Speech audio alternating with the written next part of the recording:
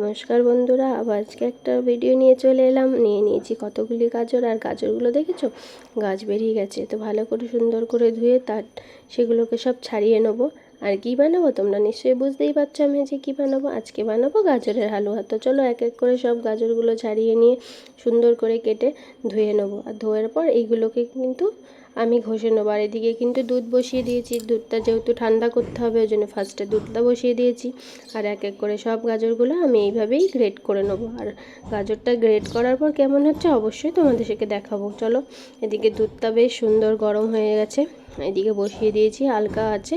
তো চলো দুধটা গরম হতে থাকুক। আমি এদিকে গ্রেডও আমার হয়ে গেছে। দেখো প্রত্যেকটা গাজর কি সুন্দর গ্রেড হয়েছে, আর একই লেভেলের হয়েছে, কোনটা ছোট বড় হয় না। আর এদিকে কাজু আর পেস্তা বাদাম কিন্তু আমি কেটে নিয়েছি। আর নিয়েছি গোটা গরম মশলা, তেজপাতা। তো চলো আজকে এখন বানানো শুরু করি। কড়াইটা বেশ সুন্দর গরমে বসিয়েছিলাম। তো চলো কড়াইটা গরম হয়ে গেছে, দিয়ে দেবো তাতে কিছুটা ঘিটা কিন্তু একটু গরম হওয়া মাত্রই দিয়ে দেবো যে গোটা গরম মশলাগুলো আমি ভেঙে রেখেছিলাম সেইগুলো দিয়ে দেবো ঘিয়ের মধ্যে। আর একটু দেওয়ার পরেই সাথে সাথে কিন্তু দিয়ে দেবো গাজরটা, কারণ বেশি পুড়ে গেলে কিন্তু গোটা গরম মশলার গন্ধটা থাকে না। সেই কারণেই এটাকে ঘিয়ের মধ্যে সুন্দর করে নেড়ে নেবো। আর আমি দিয়েছিলাম হালকা একটু লবণ এর মধ্যে, কারণ লবণটা দিলে কি হয়, জলটা ছেড়ে যায় আর গাজরের যে সেদ্ধটা পুরো প্রপার সুন্দর হয়। তো চলো হালকা একটু লবণ দিয়ে দেখো জল কিন্তু একটু ছেড়েছে, ওই জলেই কিন্তু গাজরটা ফ্রাই হয়ে গেছে। আর এদিকে নিয়ে নিয়েছি খোয়া ক্ষীর, চিনি, আর তো পেস্তা আর বা আমন্ড তো দেখেইছো তোমরা যে আমি আগে কেটে নিয়েছি। তো সুন্দর করে এটাকে ভেজে নিচ্ছি গাজরে, এদিক ওদিক করে নেড়ে চেড়ে। আর খোয়া ক্ষীরটাও দেখো আমি ভেঙে নিয়েছি। এদিকে দুধটাও বেশ ঠান্ডা হয়ে গেছে। আর দেখো সুন্দর করে নেড়ে চেড়ে কিন্তু এটা ভাজা ভাজা করে নিয়েছি। দেখো কতটা ছিল আর কতটুকু ভাজা করে হয়ে গেছে। আর সুন্দর একটা কালারও এসছে। এটাতে কিন্তু কোনো কালার ইউজ করব না, পুরোটাই ন্যাচারাল। তো চলো এটা ঘরোয়া পদ্ধতিতে একদম সিম্পলভাবে বানানো। তো দিয়ে দেবো খোয়া ক্ষীরটা দিয়ে কিন্তু আমি সুন্দর করে এদিক ওদিক নেড়ে নেবো, যাতে ক্ষীরটা গলে পুরো গাজরটার মধ্যে মিক্সড হয়ে যায়।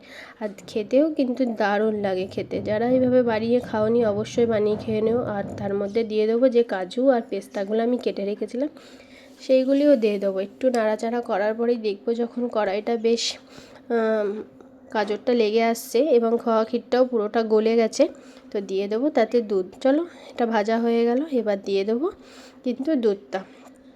ক্ষীরটা দেওয়াতে দেখো খুব সুন্দর একটা কালার এসছে। তো চলো পুরোটা দুধ একবারে দেবো না, একটুখানি দিয়ে প্রথমে নেড়ে নেবো, নেড়ে নিয়ে তারপরে আবার বাকি যে দুধটা ছিল পুরোটা দিয়ে দেবো। এবার কিন্তু দিয়ে দেবো যে চিনিটা রেখেছিলাম 1 কাপ মতন, সেই চিনিটা। আর চিনিটা দেওয়ার পর অনেক টাইম গলে গিয়ে মনে হবে যেন অনেকটা দুধ দিয়ে ফেলেছি। তো চলো ফুটতে থাকুক, ফুটলেই কিন্তু হয়ে যাবে আমাদের গাজরের হালুয়া। তো আজকের হালুয়াটা কেমন লাগছে অবশ্যই তোমরা বলবে। আর সবাই কিন্তু ভালোবাসা দিয়ে পাশে থাকবে। তো দেখতেই পাচ্ছ খুব সুন্দরভাবে চিনিটা গলে গেছে এবং দুধের সাথে মিক্স করে একটা কালার এসছে, দারুণ কালার। আর পুরোটাই কিন্তু ঘরোয়া বানানো, এতে কিন্তু কোনো বাইরের কোনো জিনিস দেওয়া নেই। তো পুরোটা আমি নিজের হাতে বানিয়েছি। আর রেসিপিটা কেমন লাগলো অবশ্যই তোমরা জানিও। আর কে কে গাজরের হালুয়া খেতে ভালোবাসো সবাই কমেন্ট বক্সে কিন্তু কমেন্ট করে জানিও। দেখো দুধটা কিন্তু বেশ সুন্দর শুকিয়ে গিয়ে বেশ মাখা মাখা হয়ে গেছে। তো চলো নামিয়ে নিই, হয়ে গেল গাজরের হালুয়া। আজকের হালুয়ার রেসিপিটা কেমন লাগলো সবাই একটু কমেন্ট বক্সে জানাবে। সবাই ভালোবাসা দিয়ে পাশে থাকবে। সবার জন্য থাকলো অনেক অনেক ভালোবাসা, সবার জন্য ভালোবাসা অবিরাম।